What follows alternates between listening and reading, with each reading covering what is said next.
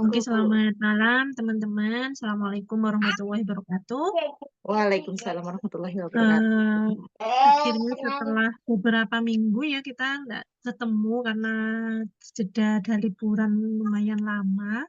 Akhirnya ketemu lagi. Semoga materinya sebelum-sebelumnya nggak lupa ya. Semoga Kak, tapi Kak, tenang aja kalau misalkan lupa step by step-nya kemarin yang sudah diajari, boleh buka lagi di D-Learning ada rekaman Zoom-nya ya, bisa dipelajari lagi. Sebelumnya saya minta maaf saya izin lewat HP online-nya karena apa chargernya saya ketinggalan tadi habis laptop saya dipakai buat ngajar sampai sore. Itu ya. Baik Bu, saya langsung serahkan ke Bu Widi aja biar biar cepat ya. Oke, Monggo, terima monggo Bu Widi ya. kasih. Oke, baik teman-teman semua, selamat malam. Assalamualaikum warahmatullahi wabarakatuh. Ya, ini yang on cam always Mbak Aryani, udah ada Mas Anis. Ya, ini adiknya Mas Anis Baswedan, Mas Anis Sulaiman. Kemudian yang biasanya aktif juga tuh Mas siapa kemarin? Enggak, ya belum join lagi ya. Terakhir nggak ini ya. Oke, teman-teman, hari ini kita akan mempelajari analisis alternatif selain analisis regresi linear berganda. Ya, kalau yang analisis regresi linear berganda kemarin itu kan hanya ada variabel independen sama variabel dependen. Nah, hari ini kita akan belajar bagaimana kalau ada variabel yang lain.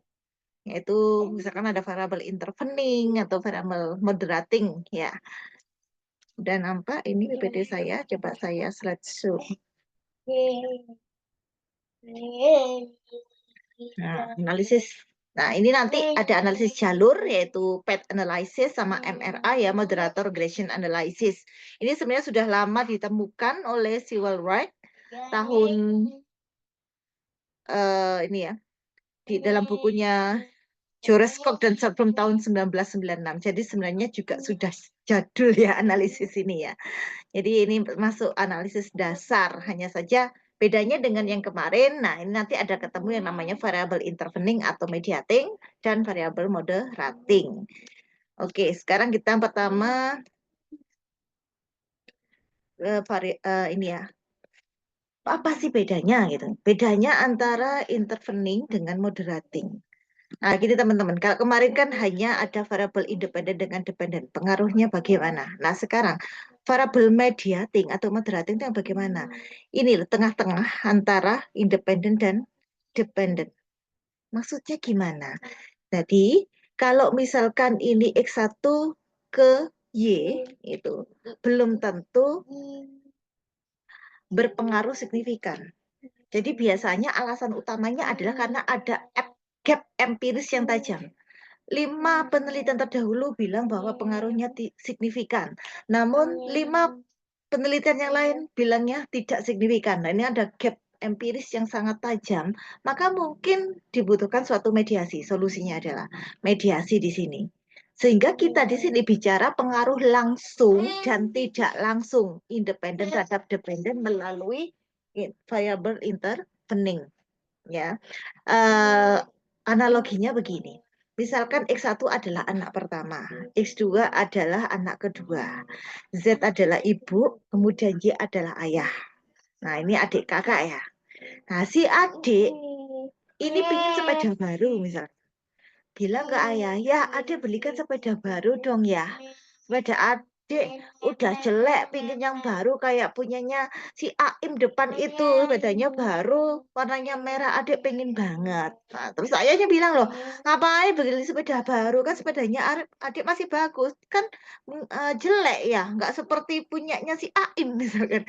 Nah, ini masih tidak langsung di-ACC oleh ayahnya dan ayahnya tidak meng-ACC. Nah, ini berarti pengaruhnya si adik ke ayah tidak signifikan. Ya, tidak kuat. Kemudian adik bilang si ibu, Bu, adik pengen belikan sepeda baru seperti punya AM tuh bagus banget, bagus sepedanya bla bla bla. Kalau adiknya udah mereng ya ibunya nggak kuat udah. Oke, nanti ibu beli ngomong sama ayah. Ibunya ngomong sama ayah, tolong dong adik belikan sepeda baru. Nah kan sepedanya masih bagus, Bu. Ya enggak apa-apa, sepeda anak kecil cuma berapa sih? Nah, itu sepeda lamanya bisa dijual kan, terus beli sepeda baru, dirombengkan ya. Nah, terus yang namanya ayah kalau menghadapi ibu itu nggak berani terlalu mendebat ya, takut terjadi perang dunia ketiga beneran ini ya, kan Rusia sudah panas ini ya. Nah, akhirnya apa? Di-ACC sama ayah, artinya di sini ibu berperan sebagai mediator yang sempurna, benar-benar mediasi yang sangat kuat atau variabel intervensi yang sangat kuat yang bisa menjebatani antara independen dengan dependen. Jadi kalau independen ingin berpengaruh pada dependennya harus melalui mediasi dulu untuk mediatingnya gitu. Nah kalau contoh kasus di manajemen misalkan, ini adalah kualitas produk, kemudian di sini kepuasan pelanggan, di sini adalah loyalitas pelanggan.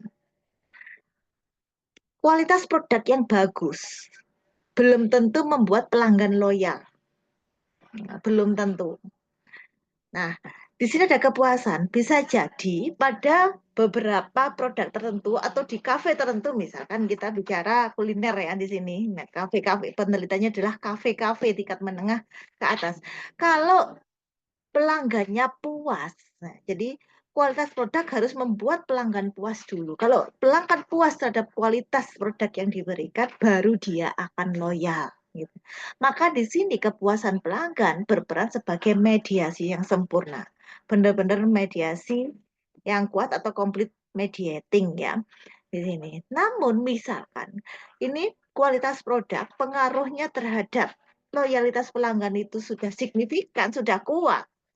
Kemudian kalau dia dipuaskan juga kuat, jadi pengaruh langsung maupun tidak langsungnya sama-sama kuatnya, maka ini akan disebut sebagai partial mediating atau mediasinya mediasi parsial begitu. Nah, kalau tadi ya misalkan si adik minta ayah sepeda ya di ACC, melalui ibu juga di ACC. Berarti ya ibu berperan sebagai mediasinya bukan mediasi yang sempurna tapi mediasi parsial. Namun misalkan pengaruh langsungnya signifikan atau kuat, nah tapi di sini pengaruh tidak langsungnya justru tidak kuat. Di sini mungkin salah satu atau dua-duanya ya. X2 ke Z dan Z ke Y ini salah satu atau dua-duanya tidak signifikan, itu tidak akan terbukti intervening. Maka kalau nggak mampu memediasi ya nggak bisa. Tapi untuk kasus memunculkan mediasi itu alasan utamanya karena adanya gap empiris. Ya teman-teman. Misalkan ternyata ditawarkan mediasinya ternyata nggak terbukti, berarti ya prasurvei teman-teman yang kurang tepat untuk menentukan mediasinya. Gitu. Nah, ini kalau untuk variabel intervening ya, jadinya nanti kita mengarahnya ke analisis jalur. Kalau modelnya begini, berarti kita akan melakukan 2 kali tahapan regresi. Yang pertama yang ini ya, lihat dari gambarnya, dari grafiknya ini. Ini X1, X2 ke Z. Jadi pengaruh X1 dan X2 terhadap Z. Kemudian di sini pengaruh X1, X2, dan Z terhadap Y. Itu 2 kali regresi. Nah, sedangkan variabel moderating itu yang bagaimana? Di sini ada pengaruh variabel independen terhadap Y. Nah, misalkan positif signifikan, hubungannya sangat kuat antara X terhadap Y. X dengan Y hubungannya sangat kuat, tentu pengaruhnya sangat kuat. Nah, kemudian ada variabel lain yang tiba-tiba datang. Ya, variabel tersebut memang tidak langsung berinteraksi dengan mereka bertiga ini ya, misalnya ada X1, X2, dan Y. Tapi dia dengan datangnya variabel moderasi itu akan menguatkan atau justru melemahkan pengaruhnya variabel X terhadap Y, independen terhadap dependen. Nah, ini ada juga yang menyebutnya sebagai variabel perusak. Nah, perusak hubungan. Misalkan ini X1, X2, anggap aja ini misalkan istri ya. Istri ini adalah suami. Ini hubungannya kuat atau pengaruhnya istri terhadap suami kuat. Tiba-tiba datang orang lain. Nah, entah itu mertua atau mungkin pelakor nauzubillah ya. Ini hanya analogi aja. Nah, kalau pelakor di sini justru pengaruhnya akan perannya di sini akan merusak hubungan X terhadap Y. Jadi melemahkan pengaruhnya X2 terhadap X terhadap Y ya. Boleh X1, boleh X2. Cuman kebetulan di sini X-nya ada 2. Nah, tapi bukan berarti ini istri pertama, istri kedua ya. Hanya analogi aja tadi. Nah, atau yang di belakang ketawa ini. Oke, atau analogi yang lain. Nah, ini tadi kan perusak, berarti melemahkan pengaruhnya X terhadap Y. Nah, misalkan ini Z-nya adalah anak. Dengan datangnya seorang anak, adanya seorang anak, maka itu semakin menguatkan hubungan X terhadap Y. Semakin menguatkan ya. Kalau tadi melemahkan, ini menguatkan. Atau mungkin hal lain, ada apa? Itu sehingga semakin menguatkan pengaruh X terhadap Y. Nah, contoh di manajemen itu misalkan, ya, kan lebih gampang analoginya ya. Contoh di manajemen, ini pengaruh motivasi terhadap kinerja karyawan. Kalau motivasi itu indikatornya adalah kebutuhan akan income, karena memang apalagi mahal sekarang, apalagi punya utang ya, otomatis butuh income sehingga semangat dia punya motivasi tinggi kerja biar mendapatkan income yang lebih besar. Nah, kemudian yang kedua karena kebutuhan penghargaan. Kalau nggak kerja kan biasanya disepelekan di masyarakat. Kemudian kebutuhan sosialisasi, nah, biar punya teman di luar, masa di kampung aja, itu aja. Kemudian kebutuhan rasa aman, ini kok rasa aman bagaimana? Ini biasanya kan kalau kita kerja otomatis biasanya punya asuransi atau BPJS dan yang lainnya. Yang mungkin agak berbeda kalau kita mungkin sendirian di rumah mau ngurus BPJS, paling kalau nggak kerja terus daftar BPJS pun kan tetap harus ada iurannya tiap bulan ya. Nah, terus duitnya siapa jadi pakai ya? Kecuali uh, kalau orang Jawa itu cagaknya cagak jati, tahu cagak tiangnya, tiang rumah itu tiang jati kalau zaman dulu istilahnya. Maksudnya orang tuanya sudah kaya raya, jadi walaupun nggak kerja nggak masalah gitu kan, banyak warisannya ya. Nah, ya, nah Ah, jadi di sini ya teman-teman, di sini nanti akan ada beberapa tahapan ya untuk moderasi. Nah, jenis moderasinya pun di sini ada complete mediation. Jadi kalau Z ini perannya sebagai moderasi itu kuat, sedangkan pengaruh langsungnya Z terhadap Y itu lemah, maka disebut pure moderation. Ya, moderasi sempurna atau moderasi murni. Nah, misalkan pengaruh Z ke Y itu kuat atau signifikan, sebagai moderasi juga kuat. Sama-sama kuatnya antara sebagai moderasi dan perannya sebagai independen. Itu berarti namanya quasi moderation. Ya, moderation. Nah, kemudian misalkan pengaruh langsungnya kuat namun sebagai moderasi dia tidak kuat, berarti di situ memang bukan moderator, dia nggak cocok. Walaupun datang di antara X sama Y, lemah kedudukannya ya. Itu disebut prediktor karena pengaruh langsungnya lebih kuat ya. Pengaruhnya sendiri terhadap Y itu lebih kuat daripada perannya sebagai moderasi. Kasus terakhir adalah jika pengaruh Z itu lemah, kemudian perannya sebagai moderasi juga lemah. Sama-sama lemahnya. Sebagai independen nggak kuat, sebagai moderator nggak kuat. Berarti kan punya potensi. Ya, punya potensi sebagai moderator karena pengaruh langsungnya juga lemah. Nah, ini disebut potential moderation atau homologizer begitu. Nah, ini nanti ada kalau modelnya seperti ini teman-teman, itu akan ada 5 tahap regresi. Ya, jadi yang regresi yang pertama adalah regresi X1 dan X2 terhadap Y sebelum adanya Z. Nah, X1 dan X2 terhadap Y bagaimana dulu tanpa adanya Z. Aduh, Kemudian, ini statistika Mbak Sinta, aku rata mlebu, aku bekas mlebu Zoom ini baru metu. oke, siapa nih? Nggak bisa nge-mute ya saya. Mohon di-mute dulu ya teman-teman. Oke.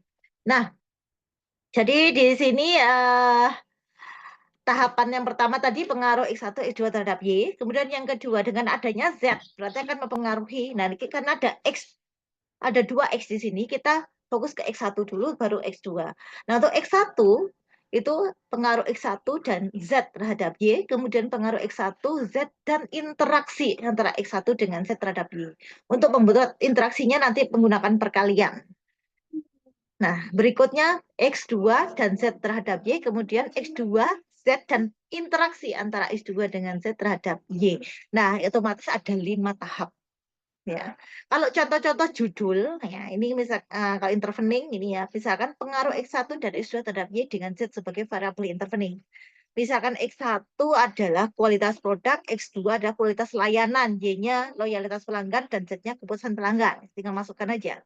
Misalkan ini pengaruh kualitas produk dan kualitas layanan terhadap loyalitas pelanggan yang dimediasi oleh kepuasan pelanggan.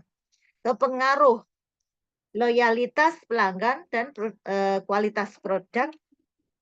Sorry, kualitas pelanggan. Loyalitas pelanggan. Pengaruh kualitas produk dan kualitas pelayanan terhadap Z-nya dulu kepuasan pelanggan serta dampaknya terhadap loyalitas pelanggan. Nah, kalau intervening sama aja, tapi di sini lebih ke moderatingnya, ya. Pengaruh X1 dan X2 terhadap Y dengan Z sebagai variabel moderating. Pengaruh motivasi dan disiplin kerja terhadap kinerja karyawan yang dimoderasi oleh penghargaan, ya. Kemudian moderasi Z atas pengaruh X1 dan X2 terhadap Y. Moderasi stres kerja, misalkan atas pengaruh dari motivasi dan kedisiplinan terhadap kinerja karyawan. Jadi tadi misalkan kalau di manajemen tadi ya, pengaruh ya untuk moderating, pengaruh tadi motivasi ya terhadap kinerja karyawan. Nah, tadi belum selesai menjelaskannya ya. Nah, tadi kan motivasi kan ada 5 ya, ada 5.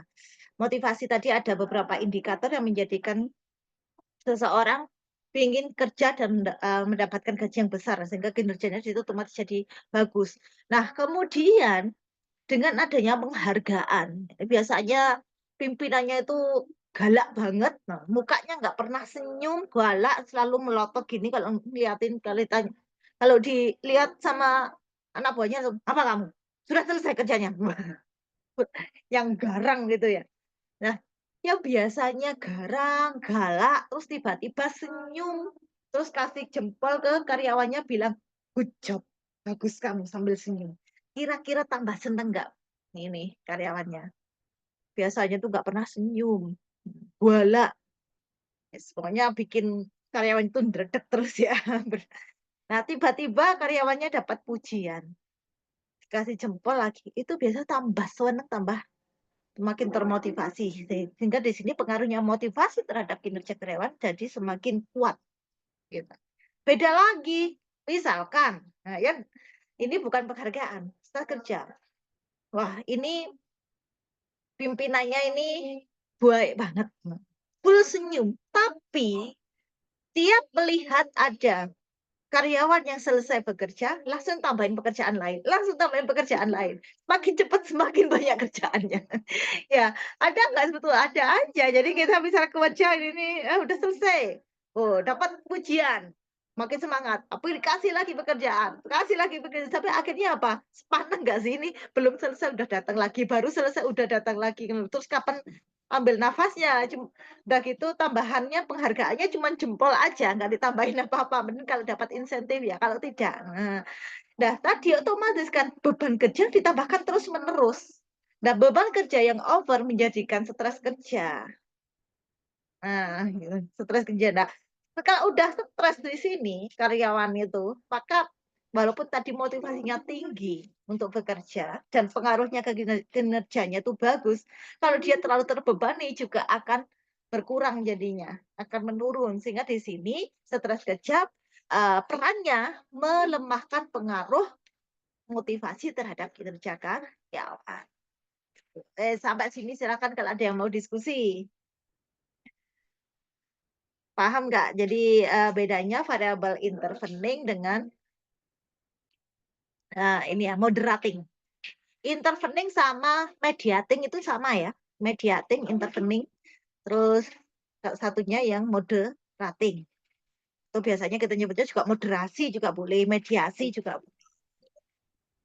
Silakan. Halo Mbak Isi Yulita. Nah, baru sekarang kah on cam ya maksudnya? On cam. Silakan kalau ada yang mau didiskusikan, Mbak Aryani, Mas Anis, Mbak Yulita. Lanjut, Bu. Lanjut, baik.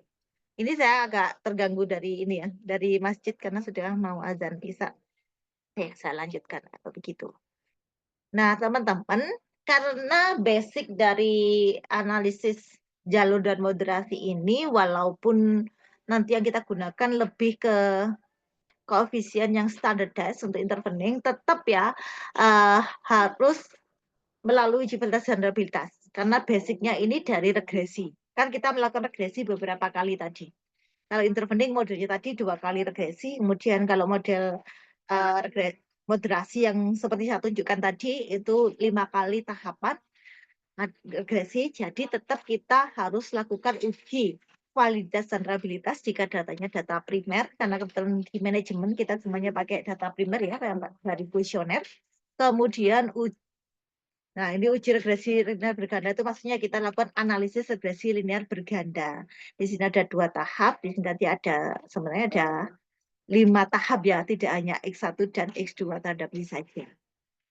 Kalau ini nanti ada penghitung pengaruh langsung dan tidak langsung, kemudian di sini kita bisa langsung menentukan jenis moderasi dan pengamatan beta positif atau negatif untuk mengetahui pengaruhnya melemahkan atau menguatkan. Dan terakhir nanti untuk yang intervening ada Sobel test. Tapi di sini nggak ada.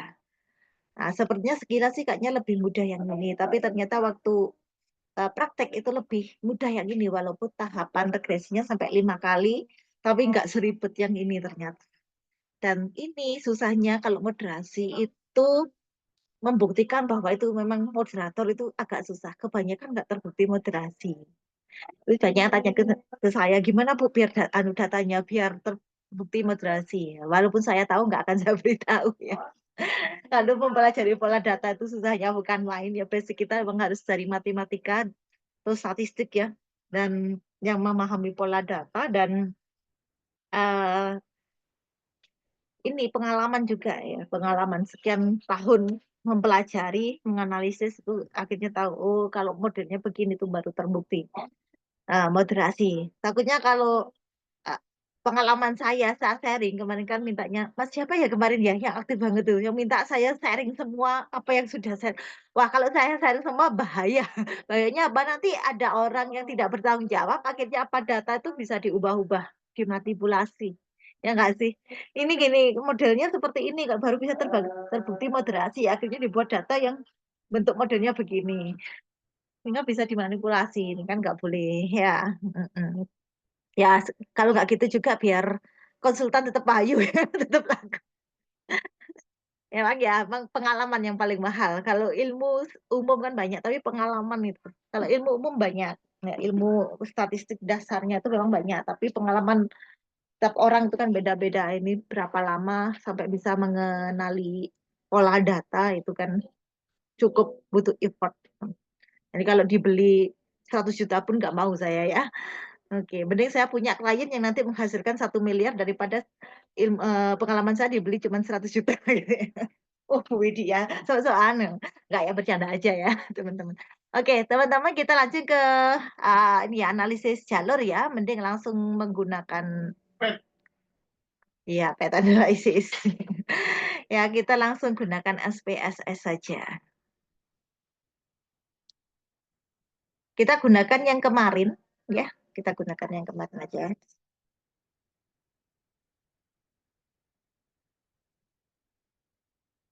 Ya, kita gunakan yang kemarin. Masih ada ya, teman-teman.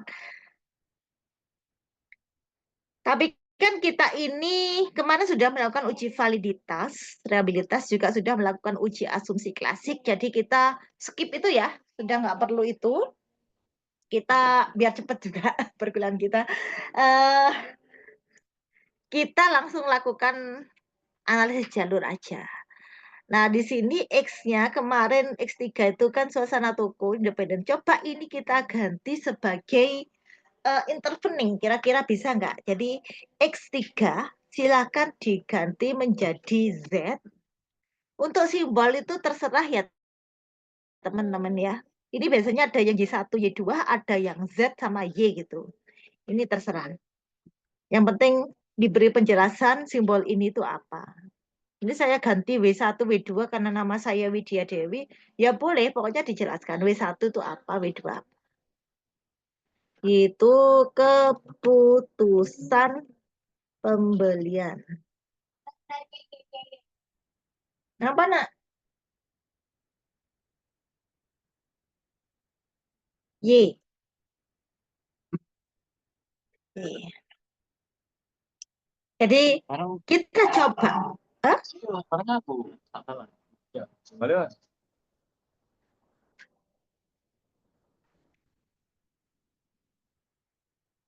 Oh, saya sudah bisa jadi mute all ya. Oke. Saya mute all ya, teman-teman. Oke.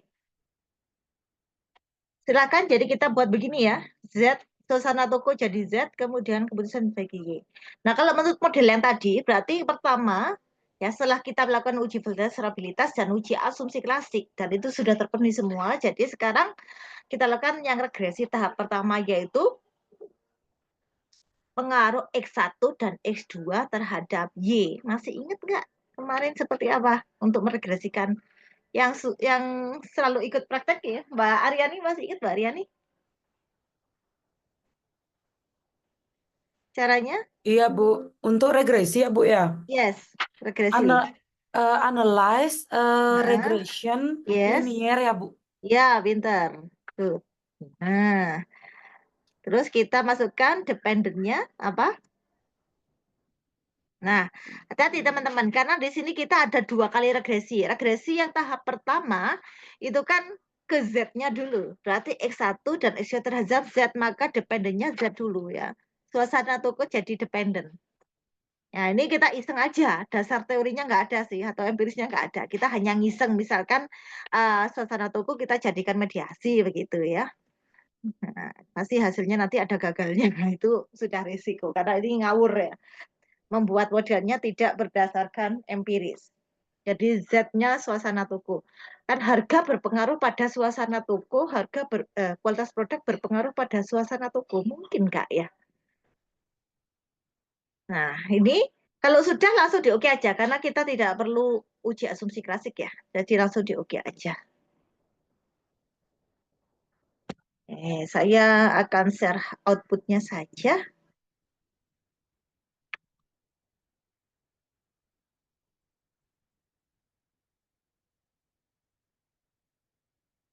Nah, ini outputnya, teman-teman. Untuk R square di sini 0,647 ya, relatif tinggi, jadi cukup kuat. Kalau 6 baru disebut kuat kan minimal 67 ya. Ini 64,7, jadi cukup kuat. Kemudian untuk koefisiennya di sini, nah ini bedanya dengan yang sebelumnya. Kalau sebelumnya kita menggunakan, Waalaikumsalam warahmatullahi. Ya, sebelumnya kita menggunakan yang B ini ya, B ini. Nah, kalau sekarang kita gunakan yang beta. Oh, makan. Nah, oh, pintar. Makan sendiri ya. Oke, Mama taruh sini. Mau dibawa ke sana? Nggak apa-apa.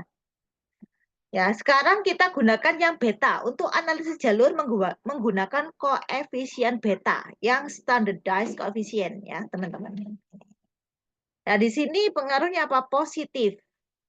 Tidak signifikan terhadap suasana toko. Semakin tinggi harga, maka semakin bagus suasana tokonya. Kayaknya masih agak mungkin, tapi nggak tahu nih. Tapi ini pengaruhnya tidak signifikan.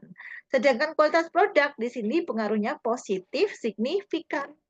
Semakin tinggi kualitas produk, maka akan semakin nyaman suasana toko. Ini yang aneh, tapi kok malah signifikan di sini. Ya namanya coba-coba ya.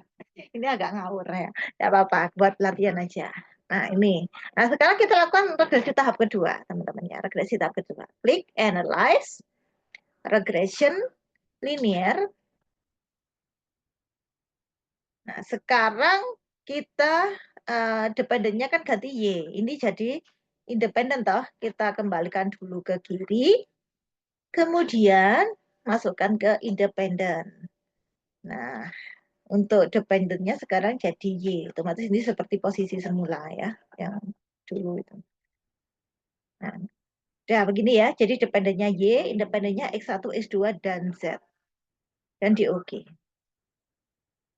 Di R square-nya. Kemudian di sini harga, pengaruh langsungnya terhadap Y di sini negatif, tidak signifikan. Kemudian kualitas produk ini positif, signifikan, dan suasana toko positif, signifikan. Nah, ini coba saya buka Word. dokumen kosongan ya. Oh, sudah ada. Ini akan saya copas yang di koefisiennya aja.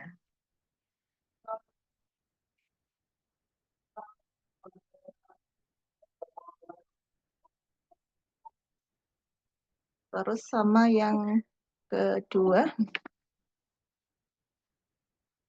Duh, maaf ya, lagi digudo sama si kecil ini. Oke, coba saya tunjukkan yang Word.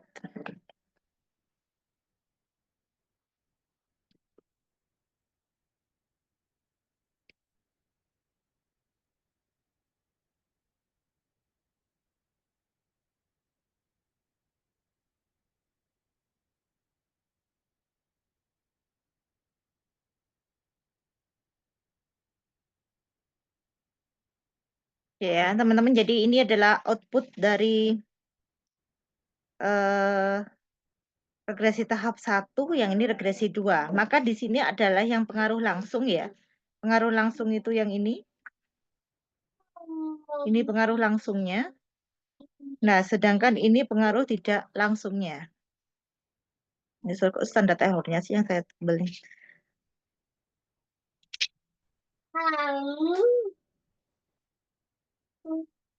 Oke. Ini pengaruh di sini yang terhadap Z ya. Ini yang pengaruh langsungnya. Nah, coba saya carikan dulu contoh cara menganalisis ya. Ini kemarin di Bu Nurul saya berikan PPT-nya aja ya, belum saya beri contohnya ya. Nanti saya susulkan ya teman-teman. Sebentar, perkuliahan. Statistik and Doing.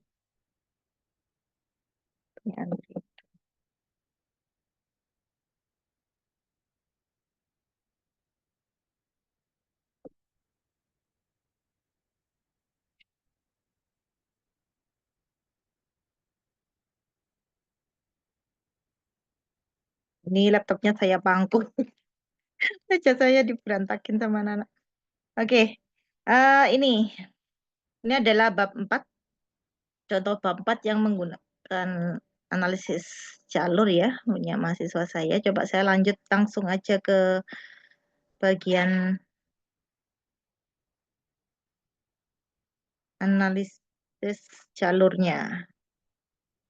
Nah, kok regresi nih ya? Oh, sorry. Punyanya Andri yang kebuka.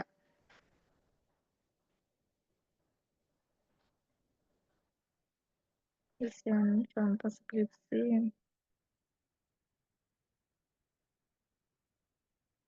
Oh, bisa carikan dulu deh. Semoga masih ada ya. Kemarin kan soalnya sempat ke delete terus kemana gitu atau masuk di folder yang mana ini. Oh, ini ada punyanya. Entah siapa ini, Ahmad.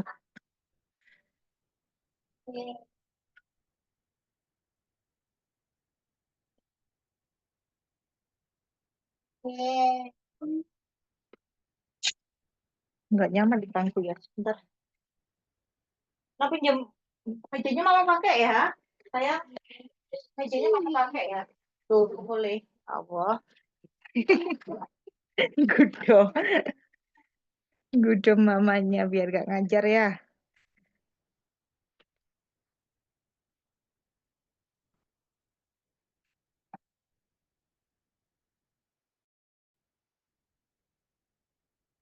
Oke, baik, kita langsung ke analisis jalurnya. Jadi tadi kan ada 2 tahapan regresi.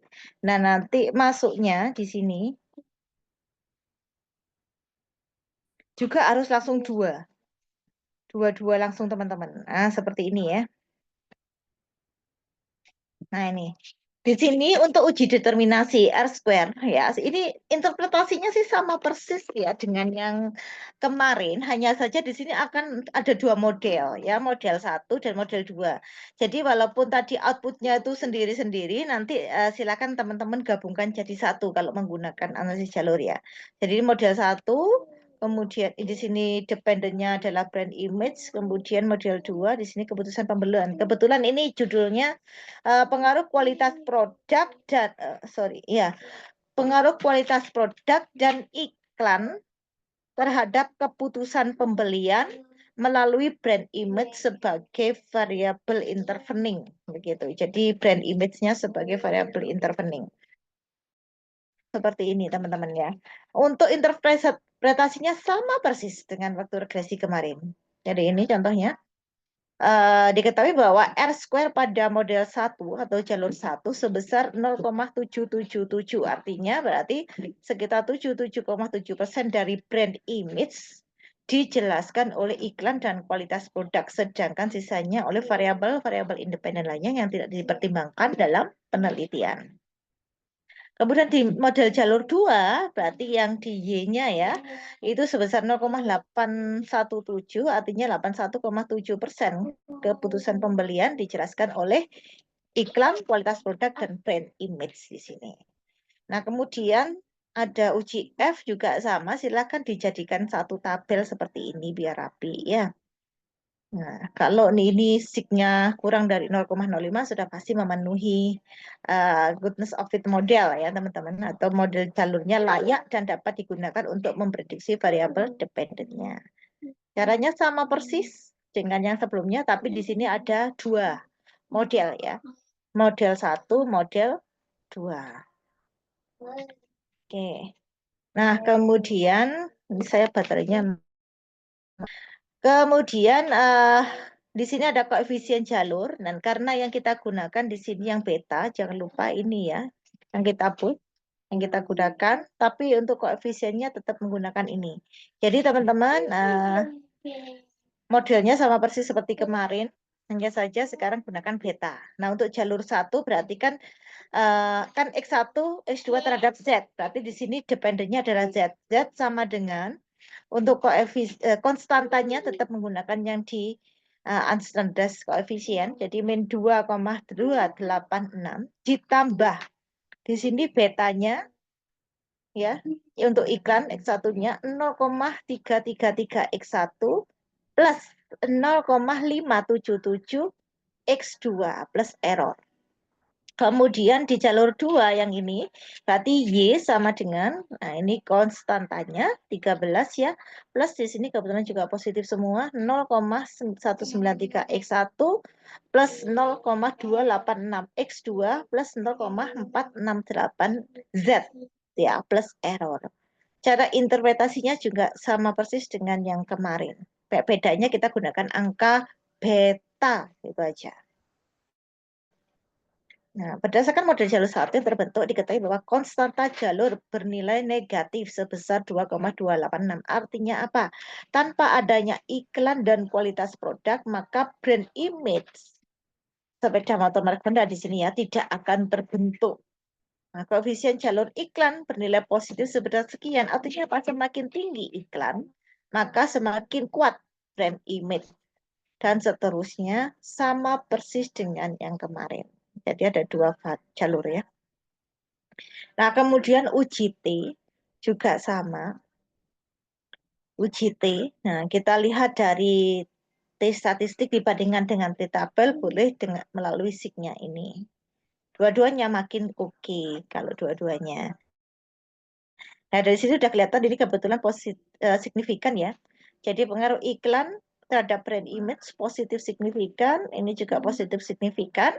Kemudian yang di jalur 2 di sini positif signifikan, walaupun ini 0,039 masih signifikan, kebetulan di sini signifikan semua pengaruhnya. Nah, kalau signifikan semua gini, biasanya sih terbukti intervening, tapi interveningnya parsial ya, parsial mediating ya, mediasi parsial. Soalnya pengaruh langsung iklan terhadap keputusan pembelian di sini kan signifikan, tapi agak lemah, lebih kuat yang pengaruh tidak langsungnya. Nah, cara untuk uji hipotesis atau uji T-nya itu sama persis dengan sebelumnya, teman-teman ya. Jadi bandingkan dengan T hitung dan T tabel. Ini sama persis ya. Ini salah satu contohnya. Pada mode 1 nilai T tabel untuk alfa 0,05 dengan DF97 sebesar sekian. Sedangkan nilai T hitung variabel iklan sebesar sekian, ini dari tabel yang outputnya SPSS, SIG-T-nya sebesar sekian. Nah, ini menunjukkan bahwa untuk variabel iklan, nilai T hitung tidak berada dalam rentang min T tabel sampai plus T tabel, atau tidak berada dalam rentang min 1,98 sampai min 1,98. Dan sigtenya lebih, ini salah ketik ini ya. Sigtenya kurang dari alfa. Loh, modal udah ujian, ini baru ketahuan sekarang ini. Nah, kurang dari alfa ya. Nah, artinya iklan berpengaruh positif dan signifikan terhadap brand image. Sedangkan nilai T hitung variabel kualitas produk sebesar dan seterusnya. Ini yang kualitas produk sama persis. Model 2 juga sama. Nah, biasanya kalau diregresi sampai sini sudah selesai. Tapi sekarang, nah ini ada lanjutnya. Masih butuh yang namanya pengaruh, perhitungan pengaruh langsung, tidak langsung, dan melakukan compare test. Nah, pengaruh langsung X1 terhadap Y berarti ya koefisien jalur X1 yang menuju Y itu berapa? Ya. Ya, ini kita kembali ke sini. Tadi outputnya. Ini ya. 0,039. Kemudian pengaruh tidak langsungnya, kalau ini adalah pengaruh langsung iklan terhadap putusan pembelian, pengaruh tidak langsungnya itu yang iklan terhadap brand image dikalikan yang brand image terhadap keputusan pembelian. Jadi yang dipakai yang ini ya teman-teman ya. Ini nah dengan ini. Tuh. Kenapa, Nak? Oke. Selanjutnya, aduh maaf ya teman-teman. Sudah si kecil lagi rewel banget, bapaknya lagi di luar. Aduh. Nggak apa-apa ya, sambil gendong ini ya. Jangan gitu, Nak. Oke. Ya, jadi teman-teman, sampai mana tadi? Ya, jadi, loh. Untuk pengaruh langsungnya, itu kita lihat yang X1 ke Z, berarti yang ini, dikalikan dengan yang AZ ke Y, berarti yang ini. Ya, teman-teman. Nah, itu, ini di sini, kita taruh di sini. Nah, ini perkaliannya ketemunya 0, sebentar. Ya Allah, iya, Mama ambilkan, tenang sayang, tenang. Mama ambilkan. Jangan gitu, jangan nanti. Ya, oke. Jadi ini kalau kita hitung nilainya kan 0,156. Dibandingkan pengaruh langsungnya, ini lebih kuat pengaruh langsung. Tapi ini sepertinya masih tetap terbukti intervening, hanya saja kita butuh sobel tes untuk memastikannya gitu teman-teman. Nah ini jangan lupa diinterpretasikan seperti yang di bawah ini ya. Nah, itu interpretasi dari pengaruh langsung, pengaruh tidak langsung, dan pengaruh totalnya. Ya karena sama-sama positifnya sehingga totalnya ya otomatis jadi lebih besar. Ya, oke. Ya, pengaruh langsungnya sebesar 0,193, kemudian pengaruh tidak langsung sebesar 0,156. Ya, ini menunjukkan bahwa pengaruh langsungnya sedikit lebih besar dibandingkan pengaruh tidak langsung. Nah, ini artinya apa? Nah, ini. Setiap kenaikan satu satuan iklan akan menaikkan keputusan pembelian secara langsung dan signifikan sebesar 0,193. Dan di setiap kenaikan satu satuan iklan melalui brand image akan menaikkan keputusan pembelian secara signifikan sebesar 0,156. Sedemikian hingga ya pengaruh total kualitas produk terhadap keputusan pembelian melalui brand image sebagai variabel intervening 0,34 satuan ya, butuh kurang kata satuan itu. Artinya secara total kenaikan di setiap satu satuan kualitas produk akan menaikkan keputusan pembelian secara signifikan sebesar 0,349 ya. Nah, sama juga ini untuk yang X2 teman-teman ya. Nah, sehingga di sini hipotesisnya diterima atau tidak.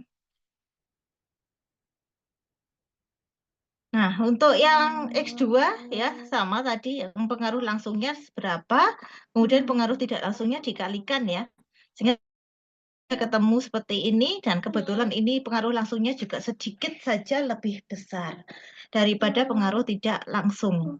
Nah, ini kalau kita cek dari gambar, nah ini kita butuh gambar begini biar lebih jelas. Ini X1, ini X2, ini Y-nya, nah ini Z-nya. Ya, nah ini pengaruh langsungnya berapa tadi? Yang ini pengaruh tidak langsung, ini dituliskan juga dengan apa ini standar errornya, standar error. Nah, standar errornya itu dari yang di B sih, di koefisien B. Ini ya standar error yang di sini yang dipakai. Ini. Sebentar, sebentar.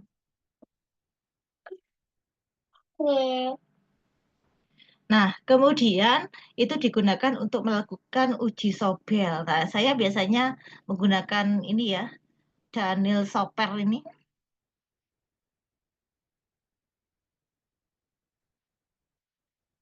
Oke, sudah muncul belum?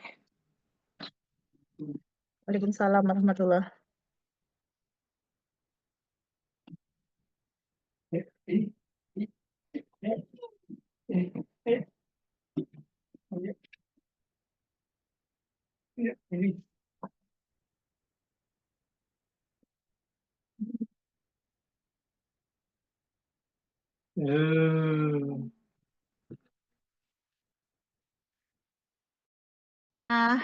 Ini adalah Sobel Test Calculator online. Saya nge-share ini ya? Saya share lagi sih, coba.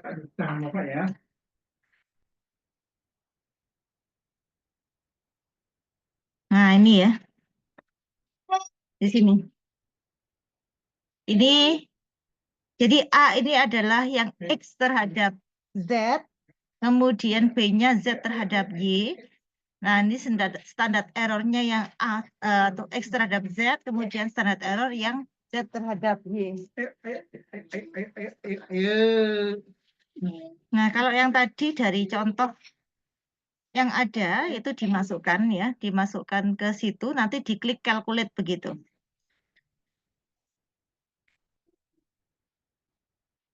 Bentar, saya cek lagi untuk di sini itu Z X1 ke Z-nya 0,333 untuk yang contoh ya, untuk yang contoh. Ini 333, kemudian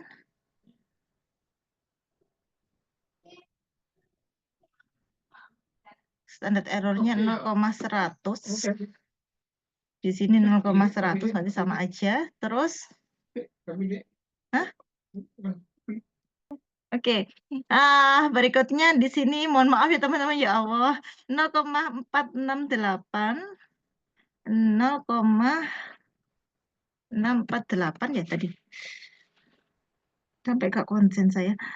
468 loh kan keliru kan.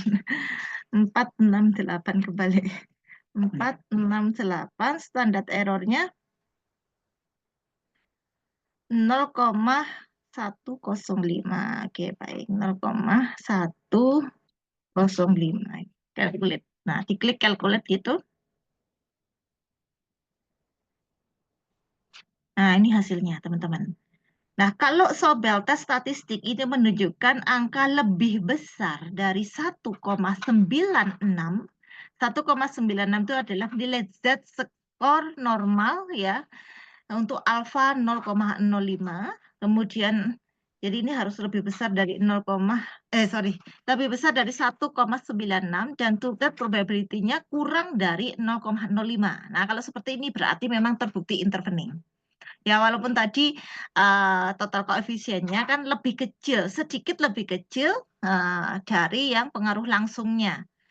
Pasti tetap terbukti intervening. Sebenarnya kalau dari setiap hubungannya yang X ke Z kan signifikan, Z ke Y juga signifikan. Kalau itu sudah sama-sama signifikan, biasanya sih pasti terbukti intervening. Biasanya terbukti intervening. Tapi untuk menguatkan silakan gunakan Sobel test seperti ini, teman-teman. Ya.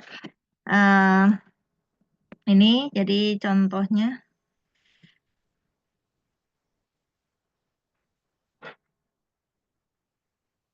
Nah, ya, di bawah seperti ini. Nanti di screenshot aja.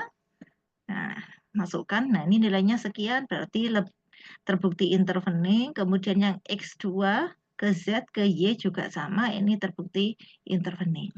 Nah, seperti itu.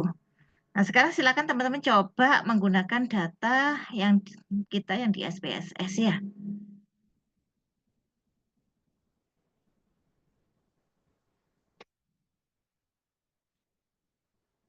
Untuk yang di SPSS, tadi outputnya sudah saya copaskan ke ini ya.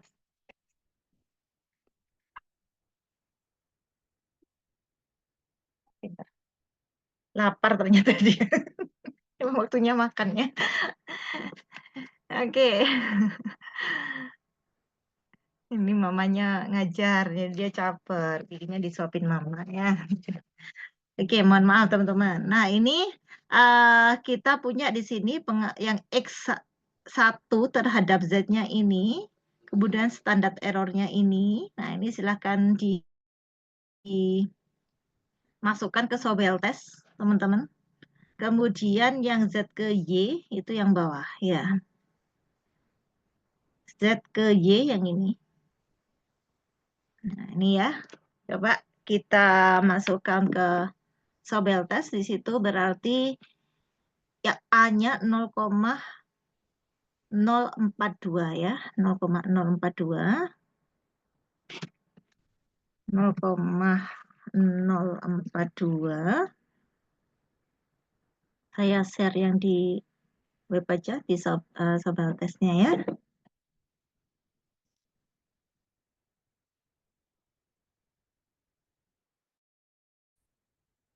Oke, nah kemudian standar errornya adalah 0,065. 0,065. Terus Z ke Y-nya.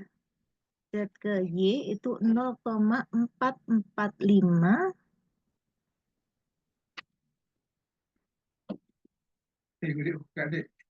Oh iya, kalau ini boleh dimakan. Kalau kopi nggak boleh ya. Nih, ada ayam, Bu, yang minta ayam. Nak. Terus standar errornya 0, berapa? 86 ya. 0,086. 086. Nah, ini kita klik calculate. Nih, lihat nih, Rasya. Klik calculate. Nah, ini hasilnya, teman-teman. Gimana, teman-teman? Terbukti intervening atau tidak? Ini terbukti intervening atau tidak ini?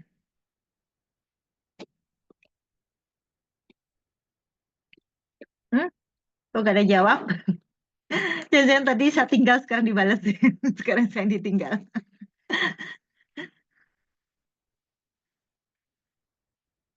Ayo teman-teman, gimana? Terbukti intervening tidak? Ada yang bisa menjawab saya? Ya, ya.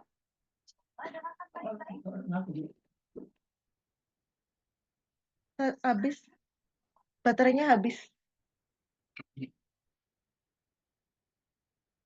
Halo teman-teman, ada yang bersama saya? Mbak Aryani mana Mbak Aryani? Mas Anis? Waduh, sekarang pada kabur semua gara-gara saya habis kabur. Mbak Aryani? Iya, Bu. Oh iya, ikut praktik juga. Gimana? Ini hasilnya gimana? Terbukti intervening atau tidak? Kira-kira tidak ya, Bu.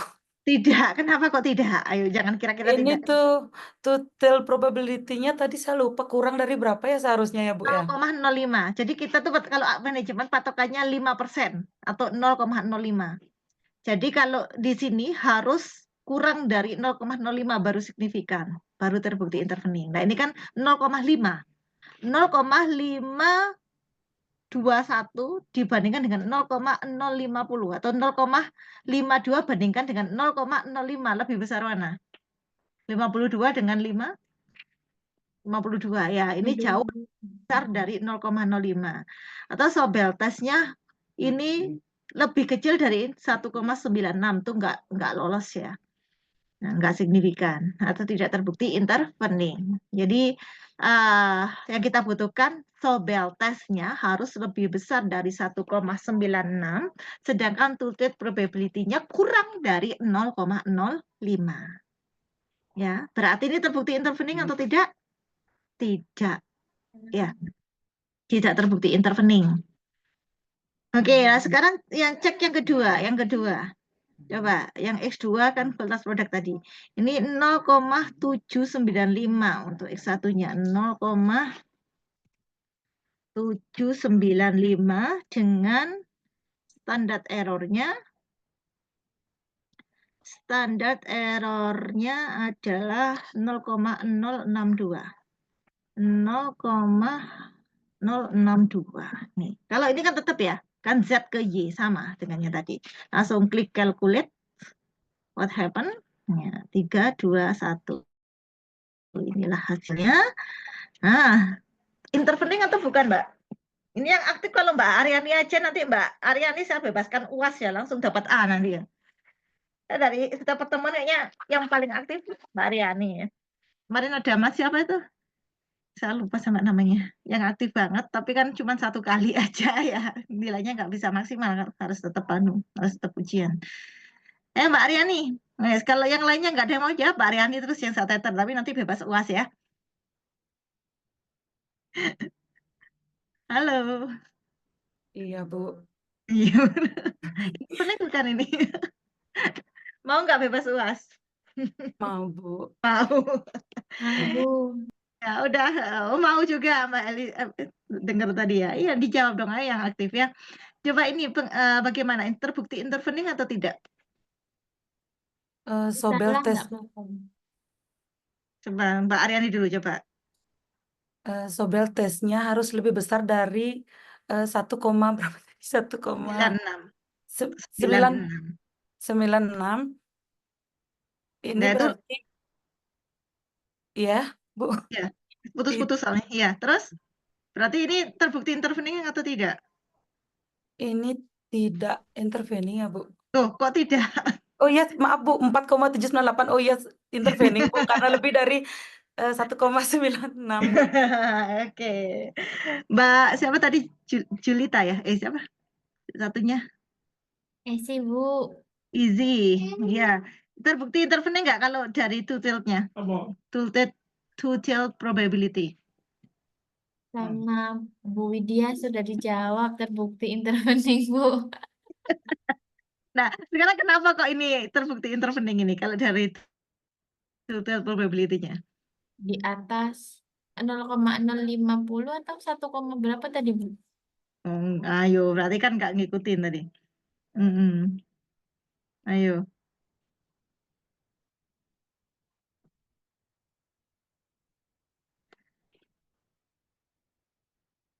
Gimana? Mana tadi? Sebentar. Kalau dari tutur probability-nya, ayo Mbak, kembali ke Mbak Aryani kalau gitu saya. Saya sudah bilang itu terbukti intervening, tapi alasan teman-teman yang kurang pas tadi ya. Kalau Mbak Aryani untungnya langsung sadar, oh iya ini kan lebih besar. Kalau dari Sobel tes statistiknya kan harus lebih besar dari 1,96. Tapi kalau dari tilted probability-nya gimana? Tadi Mbak Aryani sempat jawab kok ini, tapi belum selesai tadi ya. Iya Mbak Aryani. Tadi syarat Terus biarin deh sekalian Mbak Aryani yang satu ter. Hah, tadi lebih? syarat total probability-nya untuk dia intervening harus lebih dari apa kurang dari 0,05 ya Bu, lagi saya lupa Bu, maaf Bu. Sekarang gini, Mm-mm. jawaban itu masih akan sama antara kita menggunakan Sobel tes statistik ataupun menggunakan tilted probability. Kalau tadi Sobel tes statistiknya, kata Mbak Aryani kan ini terbukti intervening karena lebih besar dari 1,96. Iya. Nah, kalau tilted probability dibandingkan dengan angka berapa sih, Mbak? Nah, itu dah total tadi 0,05. iya 0,05. Harus lebih dari 0,05 berarti ya Bu ya untuk total Salah. Kalau angkanya harus kurang dari 0,05 ya Bu ya. jauh lebih kecil kan itu. Jadi Ya, gitu loh. berarti ini intervening karena kurang dari 0,05 Bu. Iya, pinter. Akhirnya ngantuknya hilang ya. Paham ya. Ini baru Mbak Aryani, yang lainnya kurang tahu saya. Mbak Isi, udah paham? Jadi nilai Sobel tes statistik ini harus lebih besar dari 1,96. Ini harus lebih besar dari 1,96 dan tilted probability-nya kurang dari 0,05 atau alfa yang kita gunakan baru terbukti intervening. Jadi kalau kita dari data yang coba-coba ini untuk Z itu mampu memediasi pengaruh X2 terhadap Y namun tidak mampu memediasi pengaruh X1 terhadap Y. Tapi kalau kita pakai nama variabelnya sesuai yang kita praktikkan tadi kok kayaknya nggak cocok ya. Jadi store atmosfer mampu memediasi pengaruhnya kualitas produk terhadap keputusan pembelian, namun tidak mampu memediasi harga pengaruh harga terhadap keputusan pembelian. Gitu. Tapi masuk akal nggak sih itu? Semakin tinggi kualitas produk, maka semakin nyaman store atmosfernya. Semakin nyaman atmosfer, maka akan semakin tinggi keputusan pembelian. Nah, ini karena data coba-coba. Oke, itu teman-teman ya untuk variabel mediasi. Apakah sekarang lebih susah ya dari sebelumnya? Kok kayaknya kurang ini atau kecepatan saya ya? Kalau gangguan selalu ada ya. Mohon maaf ini kalau di rumah memang ada si kecil. Gimana? Lebih susah kah dari yang kemarin? Ada yang berani nanti skripsinya pakai ini analisis jalur? Tidak berani, Bu. Langsung jujur dari awalnya. Iya, Kalau Bu, ingin lebih cepet ya susah udah dari yang pakai. kemarin, Bu. Iya, emang karena yang kemarin kan yang paling dasar ya, yang paling dasar ini hanya ada independen terhadap dependen. Kemudian kalau yang ini ada interveningnya. Jadi 2 kali tahapan regresi untuk menguatkan lagi juga kita harus melakukan uji Sobel. Kebanyakan kan kelas malam terutama online itu mesti oleng guys kalau udah mulai masuk di sini ya.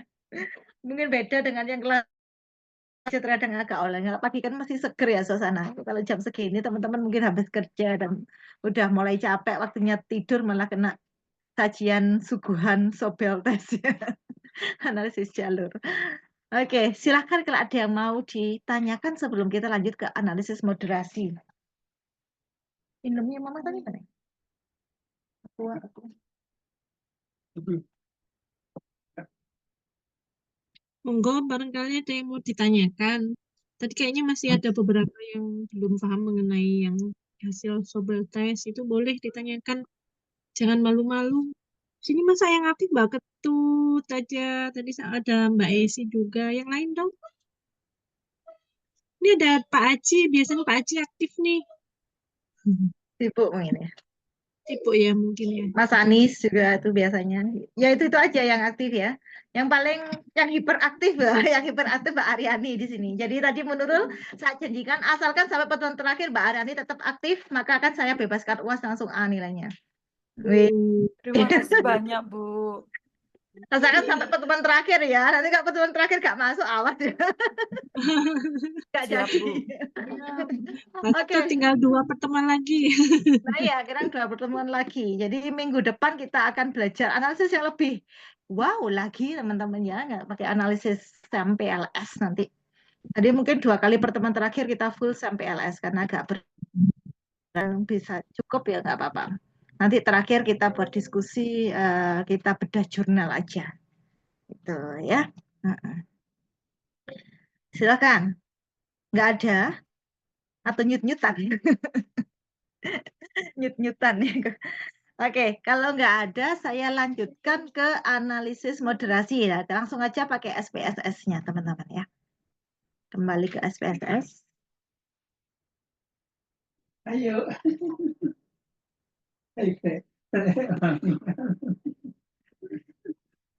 Masya Allah, jajannya jadi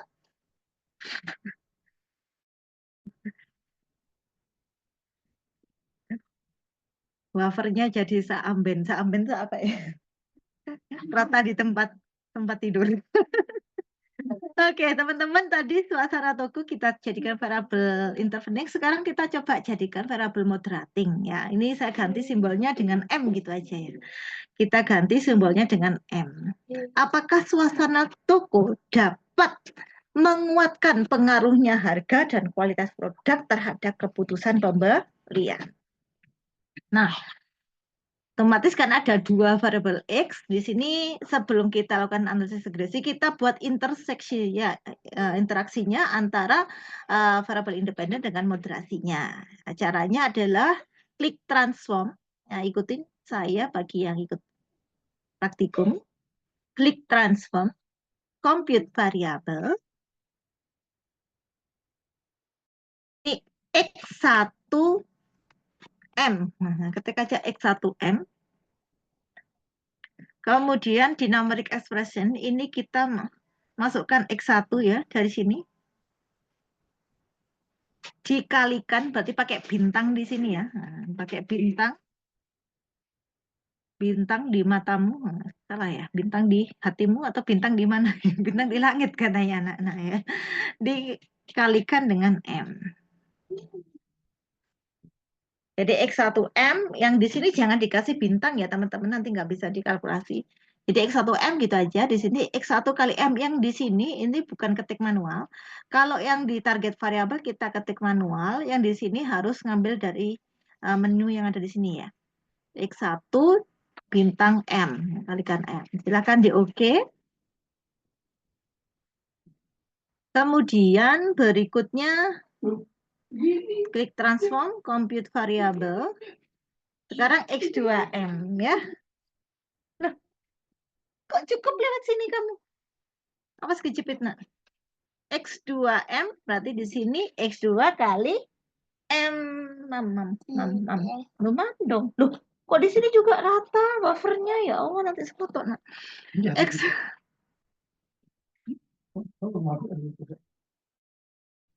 X2 dikalikan M.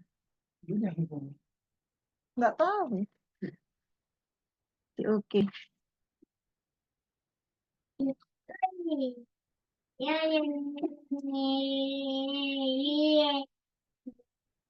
Nggak ada di sini.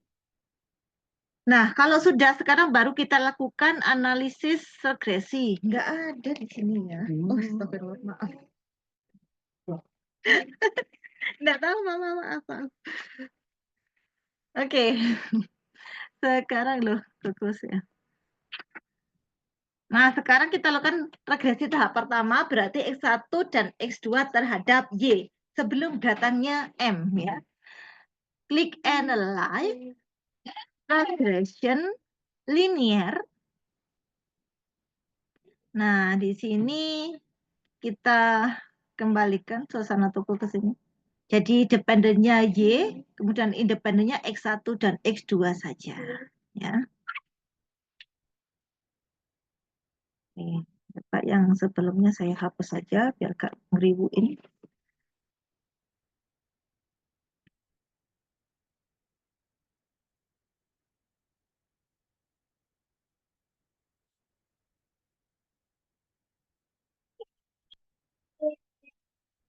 Nah, ini ya.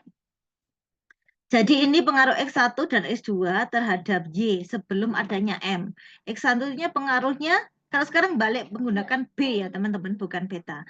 Jadi harga di sini pengaruhnya negatif, tidak signifikan, dan kualitas produk positif signifikan. Nah sekarang tahap yang kedua dan ketiga itu kita fokus di X1 dulu. Caranya ikuti saya, klik Analyze, Regression, Linear. Nah, di sini X2-nya kembalikan dulu, terus masukkan M ya, M di sini. Dan M terhadap Y.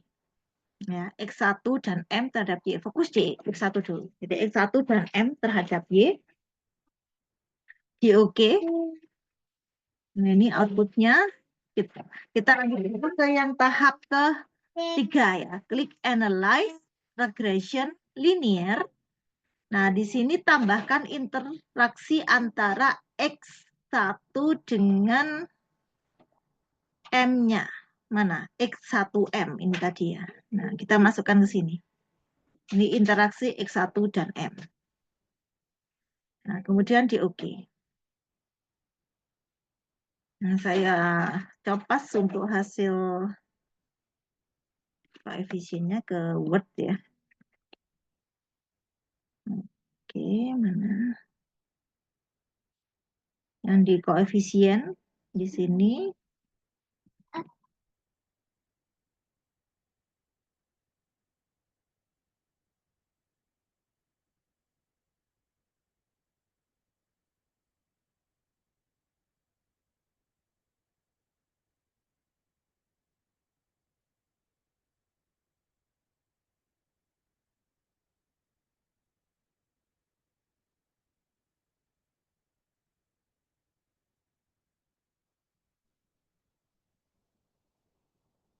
Teman-teman. Nah, sekarang perhatikan ini.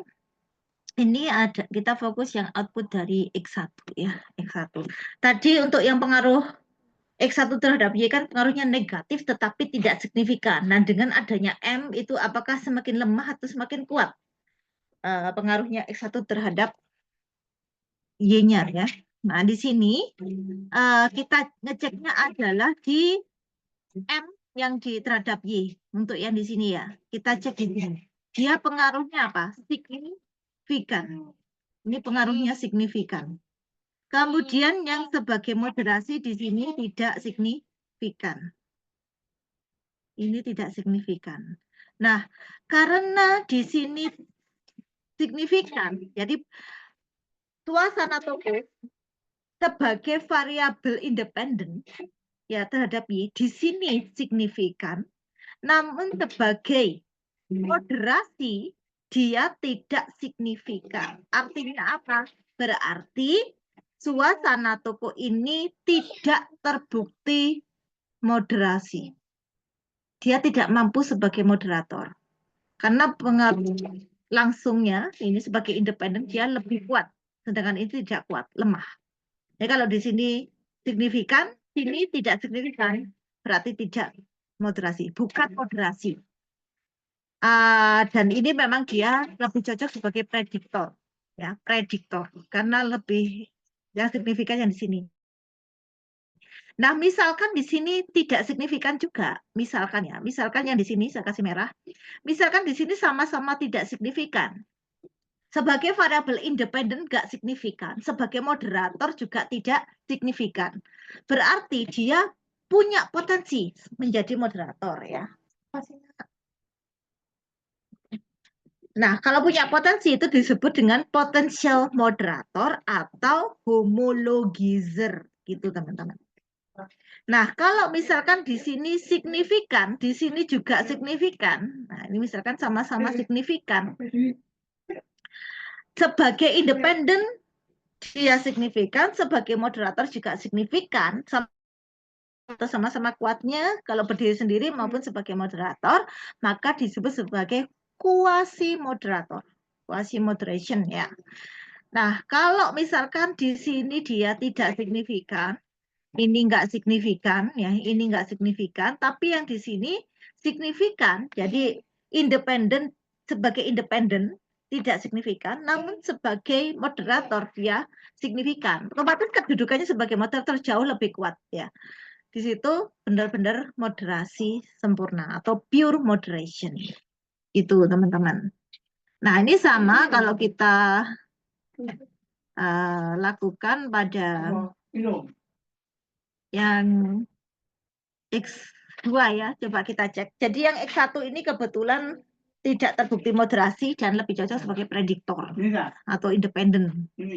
Nah, kemudian di sini kita lakukan tahap yang ke-4 dan ke-5. Berarti sekarang fokusnya di X2 ya teman-teman. Klik regression linear. Nah, di sini saya kembalikan semua dulu untuk independennya. Saya ganti X2 dan M.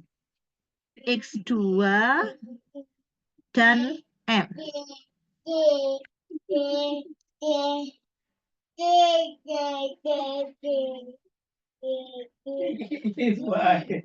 Masya Allah. Bapak satu toples diratain di tempat. Ya udah, oke. Klik oke ya. Nah, berikutnya klik analyze regression linear. Sorry, tadi kurang M ya. M-nya belum masuk, tapi pantesan kok di sini cuman ini. Saya ulang ya, klik analyze, regression, linear. Oke, ini jangan lupa masukkan M-nya juga ya, X2 dan M. Ini ya, di OK. Nah, ini hasilnya. Kemudian yang tahap terakhir, klik analyze, regression, linear. Sekarang tambahkan juga dengan X2M-nya ya.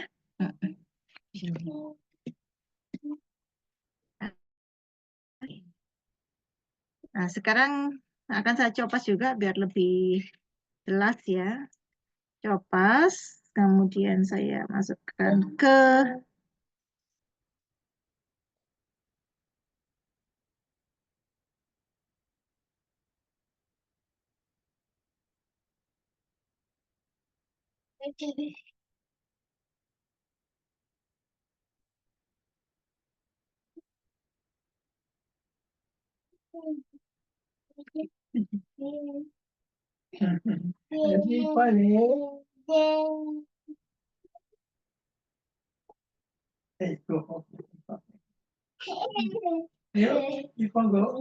Nah, ini hasilnya bagaimana teman-teman? Sayangnya sama dengan sebelumnya ya.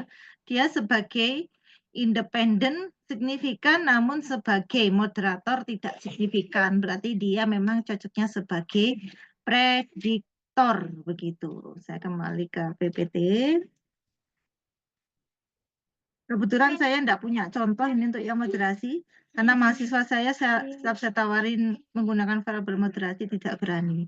Yang ada nanti yang untuk minggu depan ya, yang sampai LS, nanti punyanya David Dirsaili itu modelnya ada mediasi maupun moderasi. Coba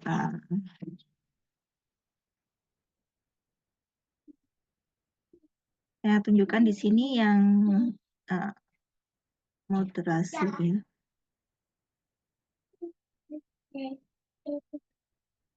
Nah ini. Loh. Tadi sudah ini.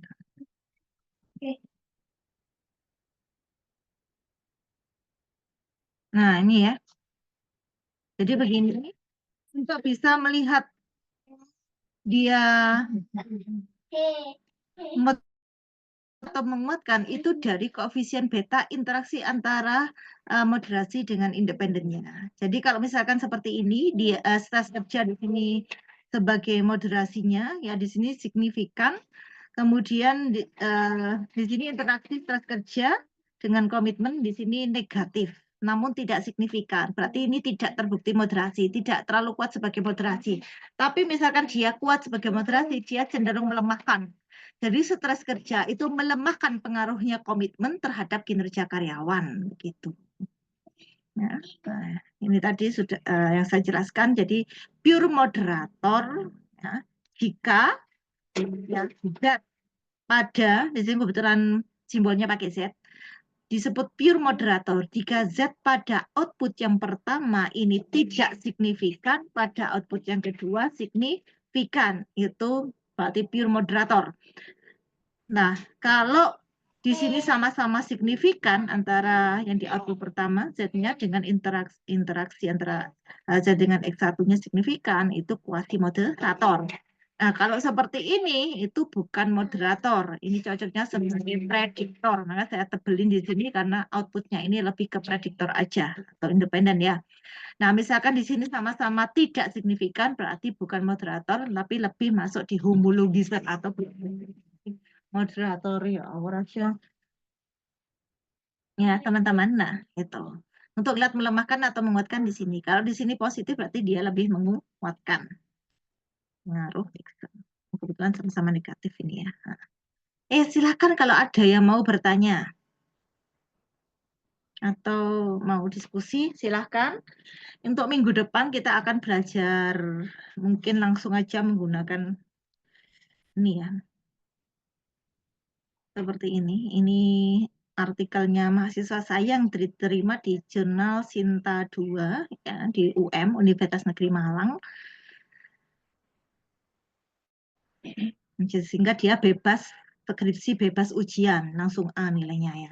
Saya seneng kalau ngajar itu langsung ngasih mahasiswa nilai A, terus bimbing langsung ngasih A, jadi nggak ribet nguji, nggak ribet ini ya. Kalau semua mahasiswa di sini seperti mungkin Mbak Aryani aktif semua, wes nggak usah ujian, sudah aktif semua langsung A semua gitu ya. Ya, oke. Nah ini modelnya seperti ini. Nah ini mungkin bagi teman-teman yang di MSDM konsentrasinya, ini salah satu contohnya. Ini pengaruh Big Five personality traits terhadap employee performance, di mana masing-masing ini ada 5 dimensi ya, opens to experience, kemudian conscientiousness ya, extraversion, agreeableness, dan neuroticism. Nah, kemudian employee performance ini masih terbagi jadi 5 dimensi, ada quality, quantity, punctuality of work, kemudian effectiveness dan work independence. Nah, karena antara X dengan Y ini banyak gap empirisnya, maka di sini ditawarkan ada mediasi organizational commitment dan moderasi dari attitude toward digital work, karena sekarang zamannya sudah zaman digital. Nah, ini jadinya modelnya begini. Ini mediasinya ada 3 dimensi ya, afektif, normatif, dan continuous. Kalau ini nggak ada dimensinya, jadi langsung indikator. Nah, nanti kalau pakai STEM PLS menggunakan software Smart PLS, itu outputnya selain yang ini ada output berupa gambar yang indah seperti ini ya. Seperti bunga. Nanti kita menggambar begini. Bagaimana bisa keluar outputnya juga, analisisnya, cara bacanya gimana. Nah, kalau di pelatihan sih biasanya ini ya. Kalau pelatihan biasanya cukup 1 kali pertemuan sampai selesai, tapi nanti kalau teman-teman kalau sambil praktikum juga ya saya sesuaikan aja kira-kira bisa selesai nggak 1 kali pertemuan. Kalau nggak selesai bisa dilanjutkan ke pertemuan terakhir, baru setelah itu kita coba review jurnal ya. Akan saya beri jurnal-jurnal penelitian terdahulu, mungkin dari jurnal saya sendiri aja yang sama mahasiswa biar teman-teman ini bisa punya inspirasi barangkali nanti untuk skripsinya. Nah, ini teman-teman, kalau ini modelnya second order, ini model berat sudah.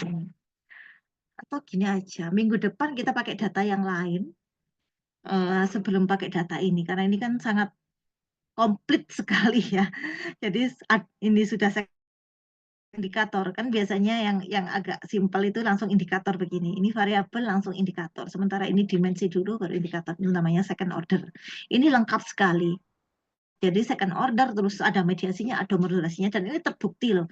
Ini pengaruh langsungnya kan tidak signifikan, sehingga di sini mediasinya mediasi sempurna, tapi moderasinya moderasi kuasi ya, kuasi moderasi, tapi terbukti semua. Nah itu penelitian yang bagus tuh jika bisa membuktikan seperti itu. Nggak apa-apa kalau pengaruh langsungnya tidak signifikan, justru bagus, justru temuan yang bagus, karena di sini mediasinya berarti benar-benar mediasi gitu. Nah, ini teman-teman ya. Oke. Masih ada yang lain lagi kok, ada 2 mahasiswa saya yang keterima di Sinta 2, terus ada yang in progress, masih under review ya, itu juga di Sinta 2. Silahkan kalau Mbak Ketut Aryani sebenarnya tertarik menggunakan sampai LS ya? Tidak berani, Bu. Nggak berani, kok masih Ya, nggak Bu. berani? SPSS aja dah, Bu. Saya saja. Iya, Bu. Ya, boleh. Kan tadi belum belajar, cuma masih ditunjukkan aja indahnya sampai LS. Oke, silakan. Nanti minggu depan kita belajar sampai LS. Siapa tahu setelah kenal akhirnya tertarik ya. Kalau tetap gak tertarik dan bikin pusing ya gak apa-apa. Tapi enak kok, lebih enak. Justru enaknya apa? Kita tidak terikat sama uji asumsi klasik ya. Kalau di sampai LS. Jadi mau datanya nggak normal nggak masalah. Karena nggak ada kewajiban. Tapi kalau di regresi wajib ain harus normal. Kalau nggak normal ya pusing menormalkan itu tadi. Kalau saya sih lebih suka pakai sampai LS karena nggak pusing sama asumsi klasik. Gitu. Cara mungkin memang lebih mendalam ya cara analisisnya, tapi itu tadi sih kita nggak terpatok atau nggak tertekan sama asumsi klasik gitu aja. Karena biasa begitu kita nggak memenuhi asumsi klasik, puyeng sudah sama ngurusin datanya. Nggak apa-apa, silakan. Untuk sekarang mungkin ngeliatnya kayaknya puyeng Bu, yang paling gampang aja yang regresi ya silakan. Nanti kalau sudah kenal barangkali ada yang tertarik. Sekarang ada yang mau di Itu jumlah datanya respondennya harus gede ya Bu, yang PLS itu ya Bu? Enggak, justru kalau PLS itu bisa data kecil atau bisa data besar. Oh iya. Data 5 saja pun bisa, data 5.000 juga bisa. Nanti minggu depan akan saya jelaskan. Ada pengantarnya sebelum ke praktikum ya, jadinya lebih enak, nggak terikat oleh jumlah data kalau PLS. Yang terikat sama jumlah data masih yang SAMCB ya. Kalau sampai PLS sama GSK tidak. Jadi minggu depan akan saya kasih pengantar dulu. Macam analisis itu ada apa aja, tapi nggak semuanya otomatis. Tapi yang tentunya mengarah ke situ. Terus kapan kita menggunakan analisis yang ini dan menggunakan software yang mana? Jadi sebenarnya kita kalau penelitian yang bagus itu bukan kita menentukan analisnya dulu di depan. Tapi kita harus paham dulu model kita itu seperti apa, data kita seperti apa. Nah, modelnya bagaimana, datanya bagaimana, baru analisis yang cocok apa. Kalau udah menentukan analisis yang cocok apa, baru cari softwarenya yang mau gunakan software yang mana. Gitu. Ya, nanti minggu depan itu penjelasannya di pengantar sampai LS. Nah, penjelasan itu dulu, baru nanti ke sampai LS dasar. Nah, pertemuan terakhir baru yang sampai LS lanjutan. Itu sepertinya biar nggak terlalu puyeng ya. Kalau langsung yang berat kok kayaknya takutnya nanti puyeng. Pelan-pelan aja kenalannya. Kalau teman-teman yang jalur jurnal, misalkan yang pilih jalur jurnal, saya sarankan gunakan SAM PLS, jangan analisis dasar. Jadi kalau mau cepat keterima di jurnal, itu pertama, variabel yang kita gunakan gak boleh yang sudah umum. Ya, variabel yang kita gunakan gak boleh yang sudah umum. Ini akan saya coba tunjukkan punyanya. Saya yang baru saja, yang angkatan ini. Nah, dia takut karena belum ujian kok sudah terbit. Pertama, seharusnya kan ujian dulu baru ini ya, baru submit jurnal. Tapi emang beruntung banget dia. Kebetulan yang pegang apa itu namanya jurnalnya, itu pengelola jurnalnya itu sama dengan pengelola jurnal yang mahasiswa saya di Sinta 2 yang David Disaili tadi ya, yang David Disaili. Ini kok nama mencret ya. Yang David Disaili tadi itu sama. Terus ibu ditawarin ya, saya ditawarin, Bu kalau ada mahasiswanya mau ke Sinta 4 di jurnal kami Sinta 4 silahkan. Ini. Nah, kebetulan mau reakreditasi dan targetnya ke Sinta 2, jadi diharapkan bisa nambah orang luar negeri, author dari luar negeri. Kebetulan ibu kan sudah gandengan sama Filipina ya, NUS Filipina, jadinya mudah untuk kerjasama dengan mereka. Akhirnya saya masukkan dan dalam waktu 2 minggu saja langsung terbit. Terus satu lagi, aku masih ada kesempatan satu lagi. Pak, kalau boleh nggak masukkan lagi? Nanti gandengannya sama orang Malaysia, saya gitu kan. Oh boleh Bu, tapi jangan namanya Bu Widya, karena sudah ada nama Bu Widya di situ. Enggak kok, ini nama dosen lain. Akan saya masukkan yang punyanya Pak Agus Purnomo Sidi. Dan itu dalam waktu 4 hari aja, karena sudah mepet, butuh terbit. Tapi belum menemukan artikel yang sesuai harapan dari pengelola jurnalnya. Akhirnya punya mahasiswa saya dan mahasiswanya Pak Agus Purnomo langsung terbit dengan sangat cepat itu. Nah ini ya.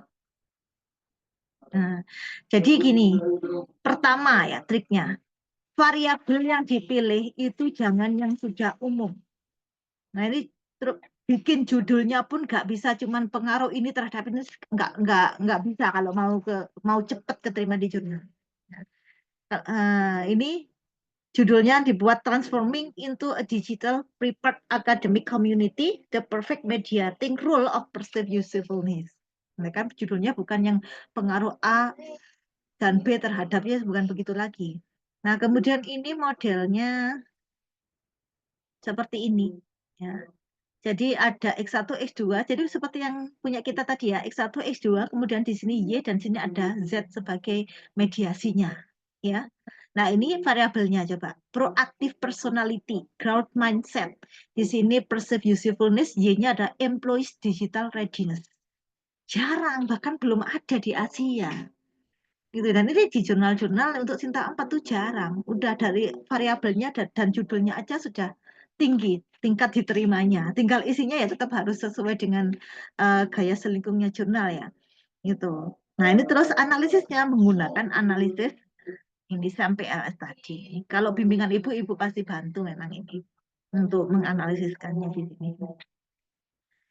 Nah, ini akhirnya kebetulan di sini pengaruh langsungnya tidak diterima, ya, tidak terbukti. Ini hipotesisnya ditolak, sehingga perceived usefulness ini benar-benar terbukti sebagai mediasi dan jadi mediasinya mediasi sempurna gitu. Nah, kemudian itu yang terakhir adalah gunakan referensinya asing ya. Ini kebetulan kalau nggak salah 100% bahasa Inggris ya. Oh, nggak ada yang bahasa Indonesia juga. Tapi sedikit, lebih banyak yang asing. Dan biasanya kalau beneran ibu tambahkan dari jurnal-jurnal internasional Scopus. Gitu. Nah, ini bisa banyak. Nah, gimana cara mempelajari sebanyak artikel itu dijadikan satu? Nah, itu ada triknya sendiri. Yang saya beritahu otomatis hanya bimbingan saya aja ya. Karena saya nggak ngajar mepet. Kalau ngajar mepet ya saya kasih tahu waktu ngepen. Ya, itu tadi. Jadi itu tadi Mbak Aryani itu 2 minggu langsung terbit karena seharusnya Oktober itu sudah ada penerbitan, namun jurnalnya kurang artikel yang bagus, sehingga di situ butuhnya 9 artikel, masih hanya 5 artikel waktu Oktober itu. Nah, punya mahasiswa saya tadi itu saya submit November aslinya. November baru submit. Terus itu pun berdatangan yang lain, terus baru punyanya Pak Agus Purnomo itu awal Desember baru submit. Dan itu prosesnya 4 hari. Nah, begitu sudah masuk, sudah pas 9 artikel baru muncul volume dan nomornya. Masuk di penerbitan Oktober, padahal baru publishnya ya juga Desember. Tapi otomatis tertulisnya di situ Oktober. Nah, tadi sempat saya jelaskan ke Kaprodi gimana itu prosesnya kok bisa secepat itu. Takutnya nanti ada joki dan sebagainya sehingga memberatkan mahasiswa. Karena kalau pakai joki kan mahal ya, bisa sampai 4 juta, 5 juta. Dan ini pure benar-benar keberuntungan yang luar biasa ya. Hanya 500.000 bisa cepat terbit. Ya. Nah, yang sama dengan yang David Disraeli yang di Sinta 2 itu juga dia lagi beruntung. Kebetulan saya submitnya di bulan apa ya, Januari atau Februari gitu. Tapi yang tahun 2024. Sehingga di situ kemungkinan besar terbitnya di bulan Juli 2024. Ya, Bu, ini misalkan kami masukkan di penerbitan bulan November 2023, apakah bersedia? Bayangkan, kalau itu bisa November 2003, terbitnya berarti dia lulus on time. Kan seperti sekarang ini ya, semester ganjil ya. Terakhir kan Februari ya. Februari. Dan saya baru submit bulan akhir Desember apa awal Januari gitu. Otomatis kan saya udah ini bisa terbitnya mungkin paling cepat Juli. Gimana David? Wes nggak apa-apa Bu, berarti nambah 1 semester lagi. Dan ternyata dia sangat beruntung diterbitkan di tahun sebelumnya. Ya, iya di tahun sebelumnya. Jadi saya submit bulan Januari 2024, diterbitkan di bulan November 2023, sehingga dia bisa lulus on time. Ya, on time 3,5 tahun, cum laude dan tanpa skripsi, tanpa ujian. Tanpa ujian kalau jurnal di Sinta 2. Tanpa ujian. Jadi nilainya full dari pembimbing saja. Dan teman pembimbing nggak mungkin ngasih nilai jelek ya, pastinya. Gitu. Itu aja sekedar sharing dari saya, biar kepanasan ya Mbak Ari.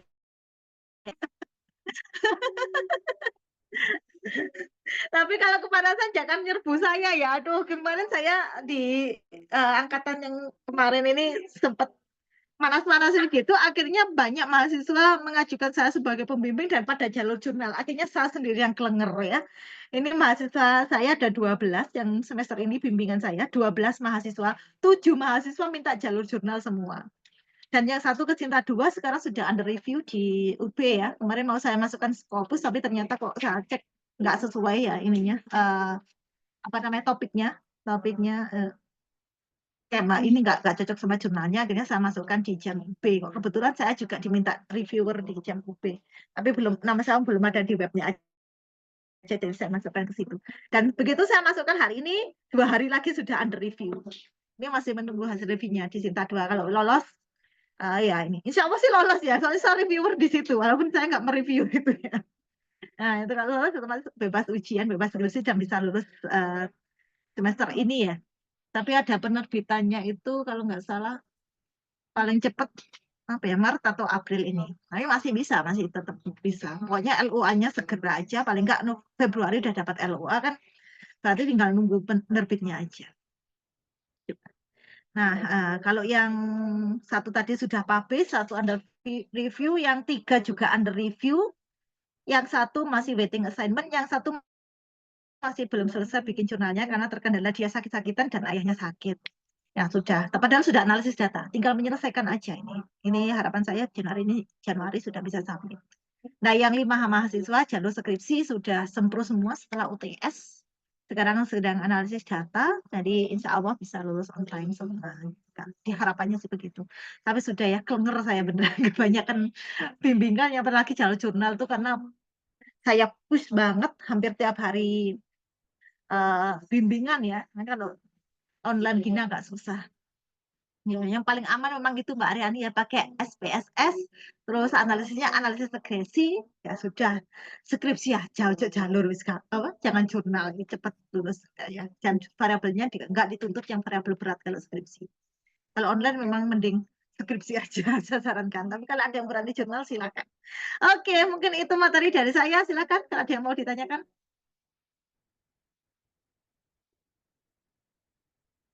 Silakan. Tidak ada. Sudah lelah.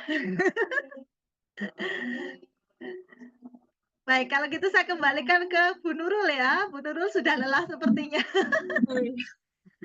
Mbak Iti Yulita, tertarik jurnal? Kok guyu-guyu nggak sampai Penting, Bu. Semua ya.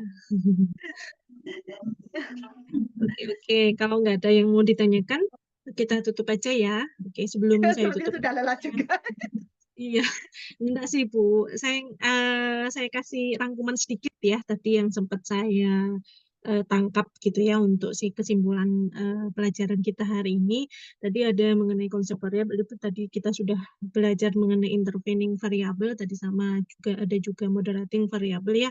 Terus ada juga tahapan pengolahan data untuk data primer itu ada kalau yang intervening ada 5 tahapan, kalau moderating ada sekitar 6 tahapan ya. Semoga benar ya.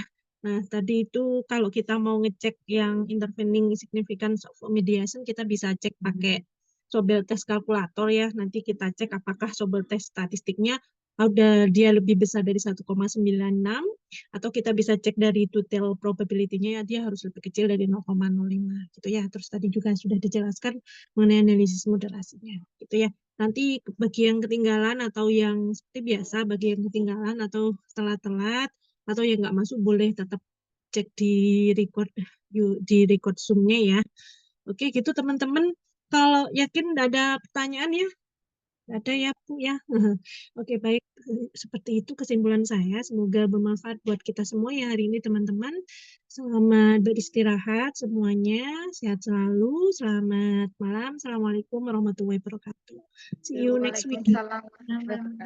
Terima Terima kasih, kasih Bu. Bu kasih, Bu Nurul dan Widya. teman-temannya. Malam, Selamat Terima kasih, Bu istirahat. Widya. Terima kasih, Bu Nurul. Terima Sama-sama. kasih. Sama.